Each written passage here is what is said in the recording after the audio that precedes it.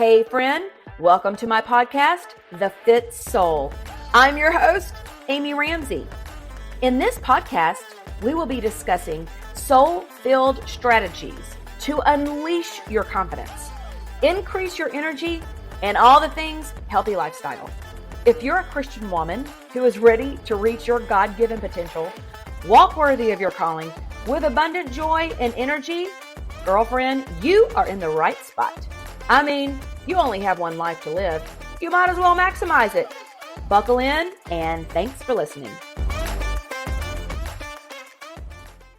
Hello. Welcome back to the Fit Soul podcast. I've got an exciting topic today to share with you on this whole thing of aging with power.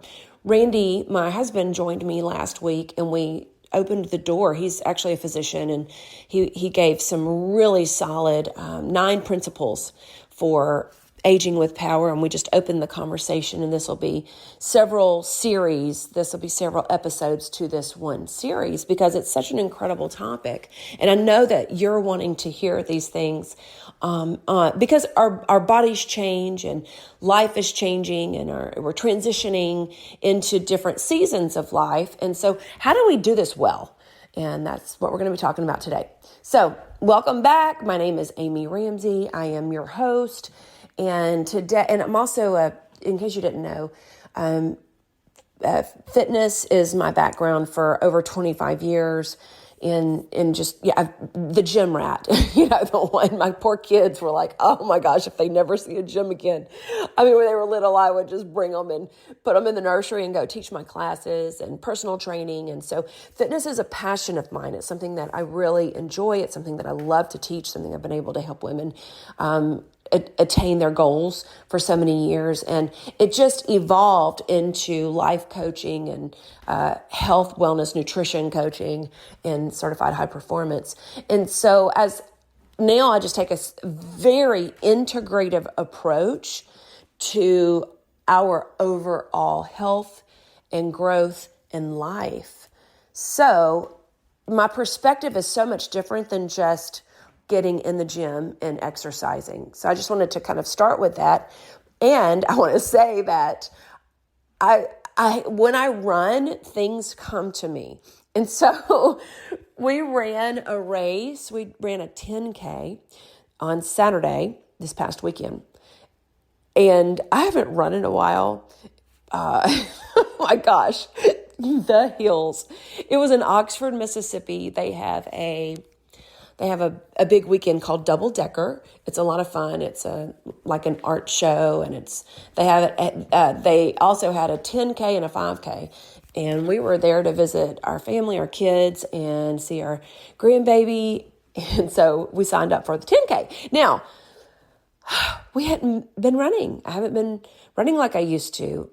If you didn't know, in my 40s, I just turned 50 last July. And in my 40s, I ran my very first half marathon, and it was an awful experience. I absolutely hated it. I did a whole podcast on this one.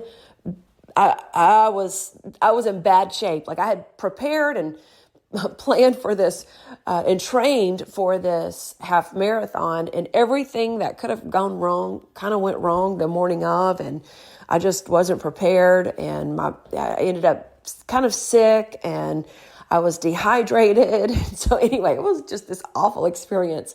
But something really powerful happened at the end after I let out a terrible expletive on mile 8 when I thought we were almost done. And I did the math. I was like, wait, I've got 5 more miles. It was awful. It was just like, let me just say it's an awful experience. I cried. I threw a fit like a big baby.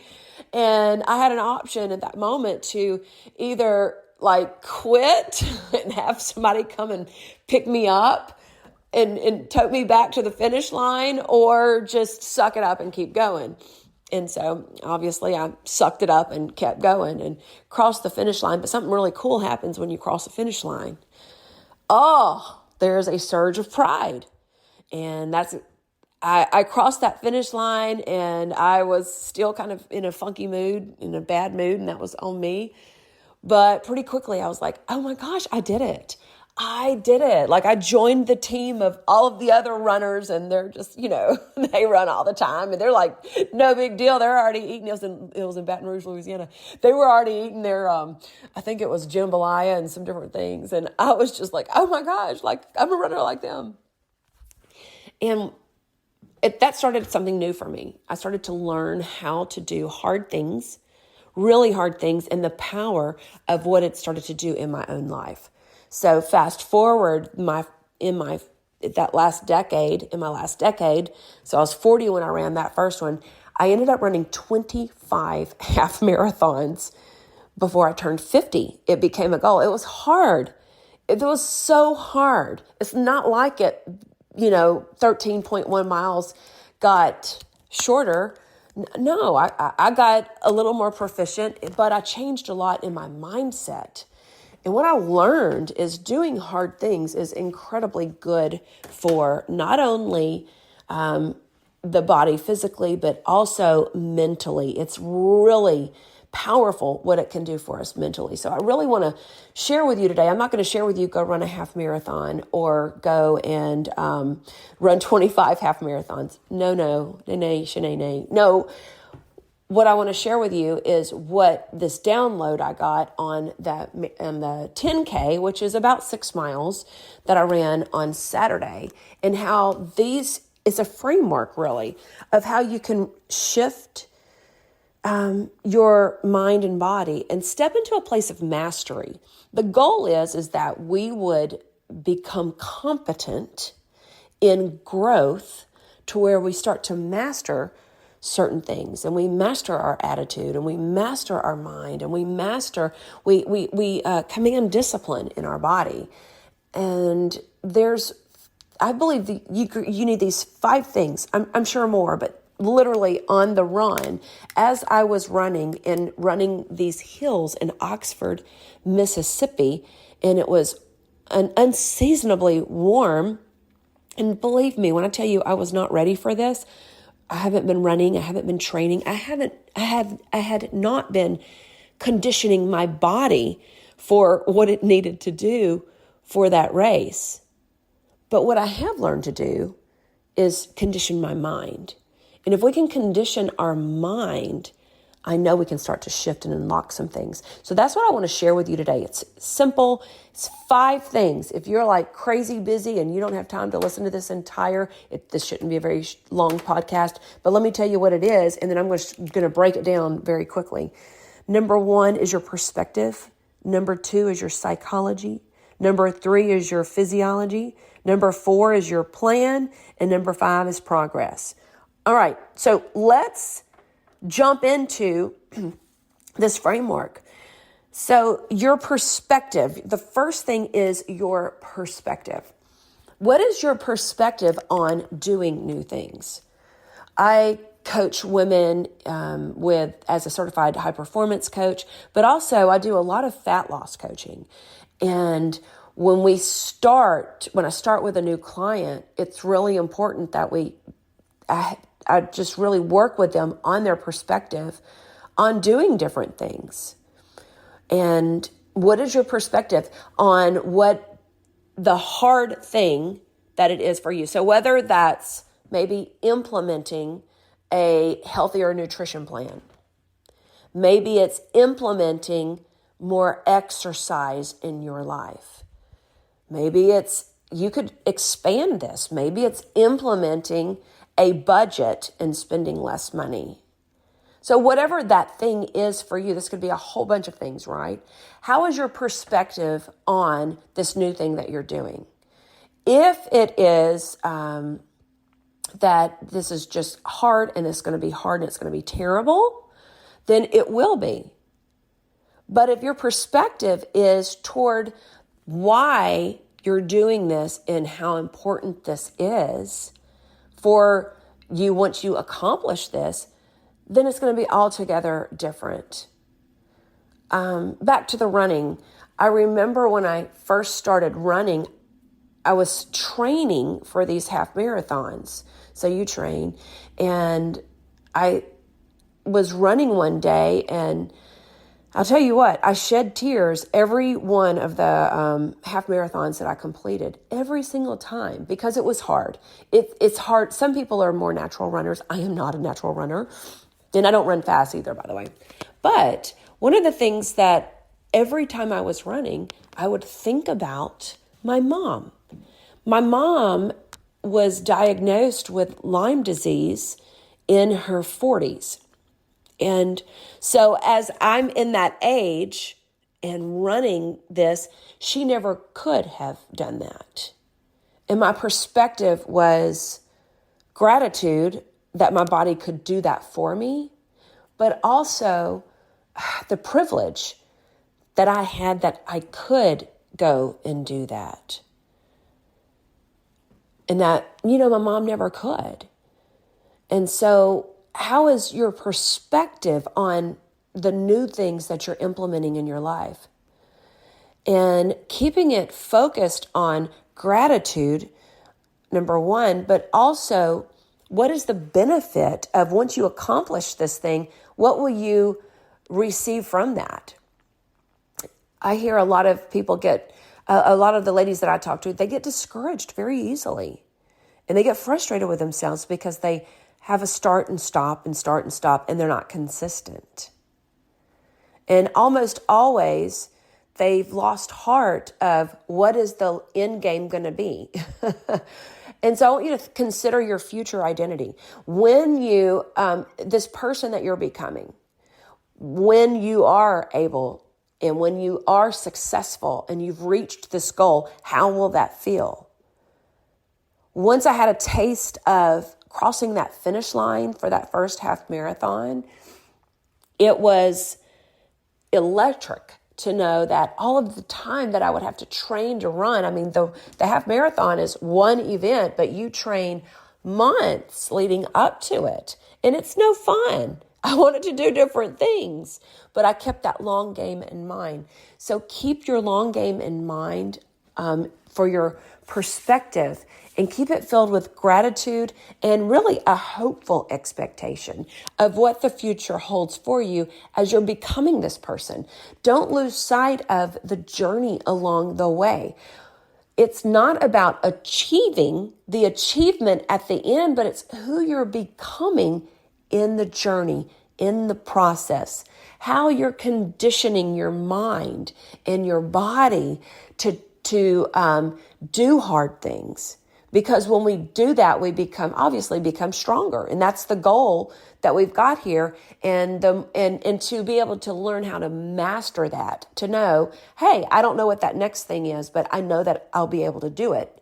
And I keep that perspective. All right, number 2 is your psychology.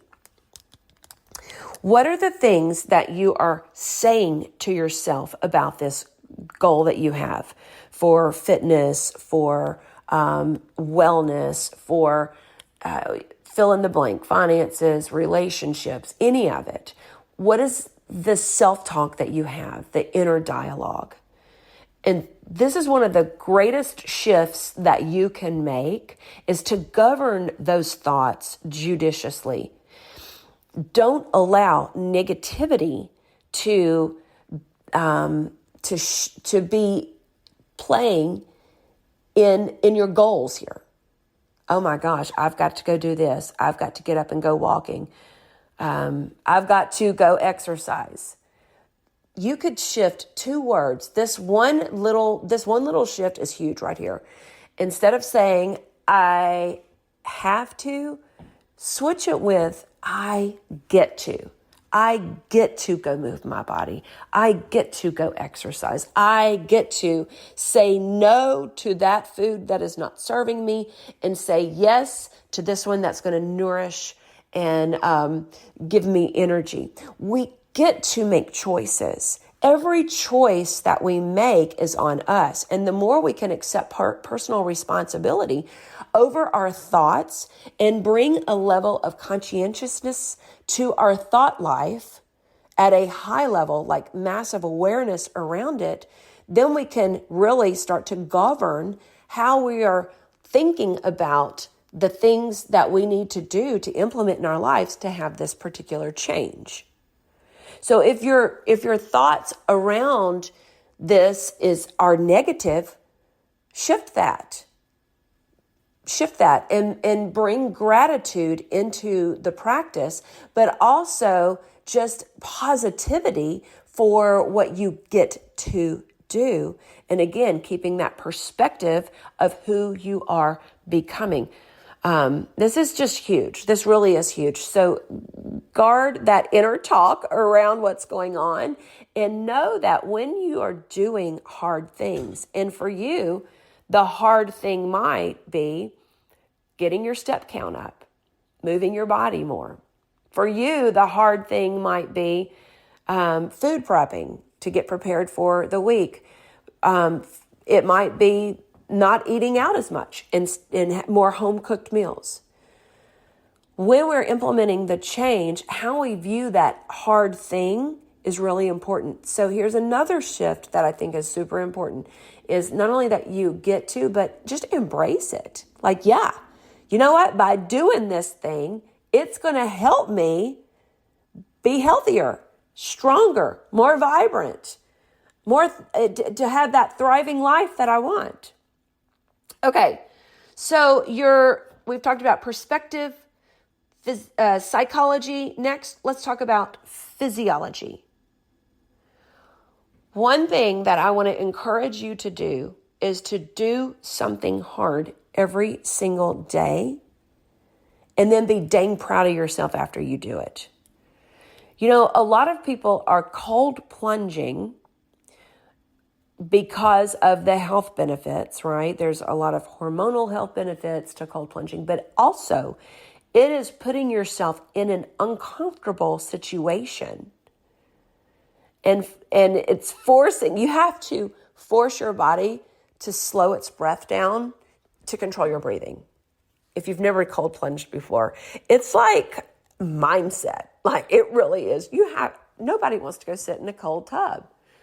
The benefits, the hormonal benefits are really phenomenal. However, for me, it is mindset. It's like, oh, it doesn't take that long. But man, really making the mind not freak out and just do it and not procrastinate and just go and do it. So here's what I want you to do is to do something hard every single day. Condition your mind and your body to do hard things. It's very common for what happens with our brain is it looks for the comfortable way, the path that's easy. Well, the path that's easy ain't getting you to your goals, girlfriend. I know that, you know that. And so bringing that awareness to that piece of my comfort zone, I have to get way outside of that. And one of the ways that I do that is by shifting my body. I go do something, honestly, that I don't want to do, whether it's a hard workout, maybe it's a run outside or a cold shower. It's crazy what just a cold shower for 2 minutes can do to shift everything inside of you. I would like for you to come up with a list of a couple of things you can do to shift your physiology, and what does that look like for you? Maybe you've got an app with a short workout. Maybe it is, I want to encourage you, try the 2 minute to 5 minute cold shower. Get your water as cold as you possibly can. But what is it for you that you will do to shift your body, to shift your mind, to develop that mastery? All right. Number 4, moving right along, is a plan. Having a plan in place to help you get to that mastery level. And you're having a solid plan. This is where a lot of people really fall off.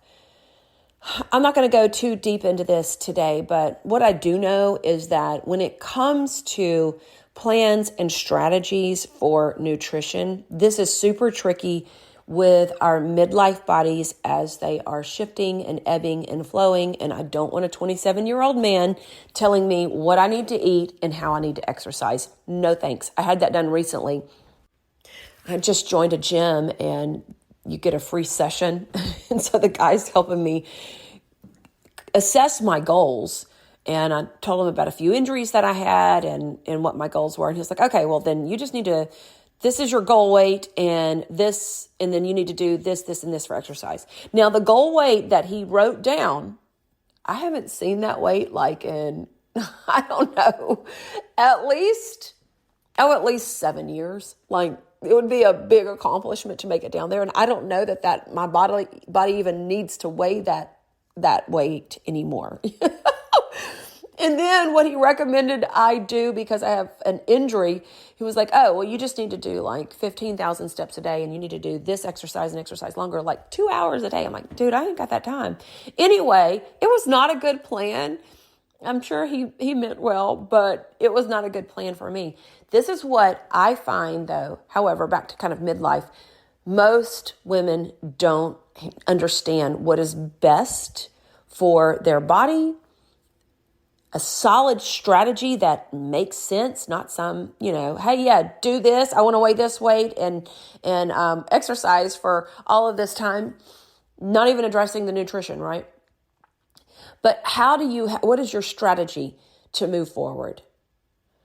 And there is never, ever, ever, sometimes I also find that women they feel shame around hiring a coach or getting some support and assistance. And I just want to encourage you that if you're not reaching your goals on your own, one of the best things you can do is hire a coach, someone to help you with your strategy and to help you with a solid plan to execute and help hold you accountable.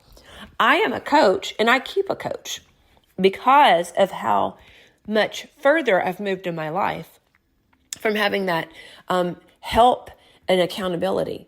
So a couple things here I want to say is that, number one, if you find yourself not reaching your goals, I do work with women one-on-one with a solid, proven track record of women that are not only just reaching their goals, but feeling empowered, moving forward in their wellness. So if you need some help with strategy, if you need some help with execution, I'm going to put some links in the show notes here. Or you can also reach out to me on social media and just say, hey, I heard you say this on the podcast. I'd love to talk with you about it. We can have a conversation. And then I also have a $37 midlife jumpstart. In this jumpstart program, the cost of it really should be more like $500. But it's such a great price point and a wonderful program if you need some structure and you need some help. It includes a meal plan, there are some workouts, but it's all about thoughts, actions, and habits and how to create that in your life to have a fit soul. And that's the name of my brand. So that'll be in the show notes as well. All right. The last part of this mastering the mind and body for aging with power, and all of these pieces are important, but I find that it's this one that is so crucial, is progress. Progress, small steps, moving forward, consistency is crucial to your success. And this is where so many folks get really tripped up. Once you have a solid plan in place, remember that's step number 4, it's important that you track and tweak and keep going. The problem is what happens when we have unrealistic goals and unrealistic timelines, and we don't have the right mindsets around achieving this. We don't have the correct perspective, the correct psychology, the correct dialogue going on in our head, and then definitely not the correct plan. It gets really discouraging. And that's where you start and stop and start and stop, and you're not making progress, but progress slowly doesn't feel, it doesn't feel as rewarding. So a couple of things here is that your small steps daily are going to get you to your goal much quicker than, all in and then quitting again. And this is really interesting. So when you're working on that, building a new habit, whatever it is, implementing something new in your life. So I've talked about this a lot on the podcast. You're essentially building new neural pathways in your brain. The powerful thing is that we can change. And when we're open to the idea of becoming and that future identity, like I talked about before, and really just becoming who we're created to be, who God wants us to be, and optimizing our habits and our actions along the way because so needed and necessary, that process, we build new pathways in our brain. And the more that we reinforce them by consistent actions, it becomes easier. We create more of an automatic loop. And this is really interesting. So I want you to think about this and remember this little piece of advice right here. What happens when you start to build that new neural pathway in your brain and then you're not consistent and you quit? There's a little gap in the pathway. And that little gap in the loop says, hey, wait, we stop right here. We don't keep going. So essentially, by stopping and not staying consistent, you're training your brain to stop and not stay consistent. So that one steps on everyone's toes, myself included. The goal then is, and the reward, how are you rewarding yourself, is reward yourself by the actions you're taking toward the big goal. Be proud of yourself that you did the workout today. Like, congratulate yourself. You go, girl. The things that you're doing that no one else sees, learn to encourage yourself. Making that progress is so key for you building this mastery, building resiliency in your life, building strength in your life. It's going to take this. And one of the biggest factors over and over again that I coach women around, one of the biggest mindsets, most sabotaging mindset that women have is, and it's not just women, this is human behavior, is all or nothing thinking. I've got to do it all. It's got to be perfect. When honestly, no, it doesn't. And that mindset sets you up for failure because you're human and you're not going to do it perfectly. And so the more you focus on your progress and being proud of the steps you're taking, after a while, that will turn into more, that consistency will turn into more of a compounded consistency. And you'll find that it's like a snowball rolling downhill. Remember on the cartoons that we used to watch, that snowballs would roll down the hill and then all of a sudden be this huge snowball. It's going to get bigger and bigger and bigger and bigger. So stay the course, stay committed. Sometimes in the progress part, it feels like it's moving just too slow. Again, reframe that. Reframe that. I am making progress. I am so stinking proud of myself. Kind of back to the half marathon. I had never run more than, the first time I started to train for it, I had never run more than 3 miles ever in my life. I was fit, but running and endurance training was not my thing. Okay. And the first time I went out and I'd made a decision to run a half marathon, and I ran 4 miles. 4 miles. 1 mile more than I'd ever run before. I cannot tell you how proud of myself I was. Now, the goal was to run 13.1. In my mind, I couldn't fathom I had no idea. Like, are you kidding me? I never run more than 3, and now I just ran 4. I couldn't imagine, and my body hurt at 4. I was like in a lot of pain. I couldn't even imagine 13.1. That didn't even register. But you know what I did? I surrounded myself with people that were already running that and were successful in that. I joined a running group where all of these runners are excited, and they're runners, and I'm just not a runner. But I started to envision myself. I wanted to join like the cool kids club, right? I want to do that too. I really enjoyed the sense of community that they seem to have. I liked being outside. I liked moving my body. I liked the challenge of it, though. I embraced the challenge that, dang, this is hard. But gosh, when it's over, I feel really proud of myself. And it was that mentality that would help me get to the next run of 5 miles. And I couldn't believe I did it. I was like, oh my gosh. It just kept inching up. I got a little stronger, built a little more endurance. I had the encouragement of a group.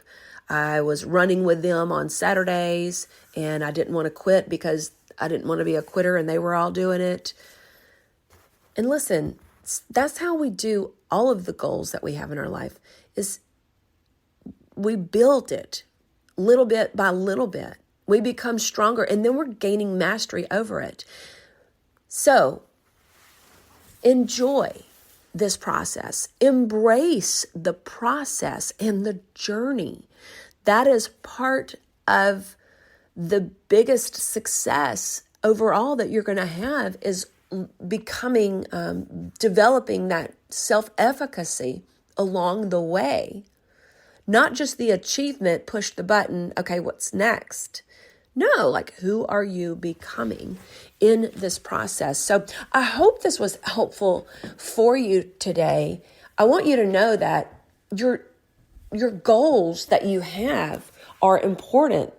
It's important that you become the healthiest version of yourself. Like, zero condemnation in my voice. Just hear that. There's zero condemnation in my voice. But what I see for the age population over 40 is a massive settling when there's more. And that's what I want for you. And I know that so many people, that's what they want. Because in that healthy lifestyle, that optimized lifestyle, there's more energy. There's more longevity. There's more independence the older we get. And so how we're managing ourselves right now, what you're eating, how you're moving your body, is absolutely important. So I want you to remember this 5-part framework: your perspective, your psychology, your physiology, your plan, and your progress will help you master your mind and your body. I hope this was helpful for you today. I am cheering you on. I want you to be a fit soul. I want you to have health and vibrancy. And I want you to go out and make the impact that you're called to make because of the light of who you are and the light of Christ that's in you. I want you to go and do all these things. And in our health and wellness journey, it is a journey. It is just that. It is a journey. And there's a couple things that I'm locked and loaded in, and I know it is hard to be overweight. It is hard. It is hard to lose weight. And I'll tell you this, it is very hard to maintain your weight. All of them are hard. We have to choose our hard. All right, so I hope this has been helpful. I love you so much, and let me know if I can help you in any way. I'll put a couple of things in the show notes for my Jumpstart, $37. It'll get you on the right, it'll get you jump started to your healthy journey. And then I've got a discovery call. If you just want some help and tips and clarity around your midlife fat loss process, we can talk about that as well. So I'll put that in the show notes. Okay, have an amazing rest of your day. if you could do me a favor and download this episode and all the episodes, I'd highly appreciate it, and share it with your friends. Let's get the good word out. All right. Have a great rest of your day. Bye. Girlfriend, thank you so much for listening to the podcast. I'm so honored you come back every week and that you share the Fit Soul podcast with your friends and family. Every time you share my podcast on Instagram or Facebook, I do a little happy dance. Make sure you subscribe to the Fit Soul podcast where you'll never miss an episode. You can go to Podcast, Apple, Stitcher, and Spotify and subscribe so you'll never miss an episode release. And just know, I truly love bringing you excellent content and great guests to provide you motivation and faith inspiration to help you walk worthy. And one of the ways you can help me is to go and leave the Fit Soul podcast a review. If you have just a moment, would you please go over and leave a review for the Fit Soul podcast? Thank you again. I love you. And here is your reminder. You are worthy. Until next time. Bye-bye.